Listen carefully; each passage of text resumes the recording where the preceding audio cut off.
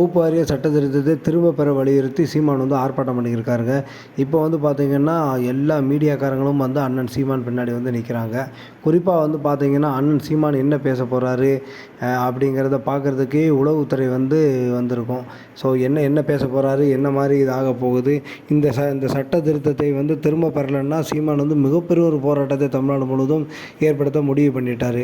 எனவே எல்லாருமே வந்து பயந்துட்டாங்க. இனி திமுக அரசு இந்த வகுப்பாய்வு சட்டத்தை திரும்ப பெறதுக்கு என்ன மாதிரி முக்கியமான முடிவுகளை எடுக்க போகிறாங்கன்னு சொல்லி பார்த்தா தான் தெரியும்.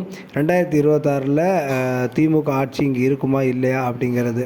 குறிப்பாக வந்து சிறுபான்மையினர்கள் நாங்கள் தான் உதவி செய்வோம், நாங்கள் தான் எப்போவுமே அவங்கள காப்பாற்றுவோம் அப்படின்னு பொய் சொல்லி பல விடயங்களெல்லாம் சொல்லி கூட வந்து இனி வந்து ஒரு காலமும் வந்து அவங்க வந்து ஏமாற போகிறதா இல்லை. முஸ்லீம்கள் அனைவரும் வந்து விழிப்புணர்வு அடைஞ்சிட்டாங்க. ஓகே, இனி நமக்கானவன் சீமான் மட்டும்தான்.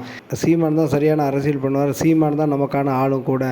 ஸோ இனி வந்து நம்ம சரியாக இதை பயன்படுத்தி இந்த முறை 2026 தேர்தலில் நாம் தமிழர் கட்சிக்கு சீமானுக்கும் வாக்களித்து சீமானை முதல்வராக்கினா மட்டும்தான் இந்த சட்ட திருத்தத்தை வந்து திரும்ப பெறுவாங்க அப்படிங்கிறத உணர்ந்துட்டாங்க.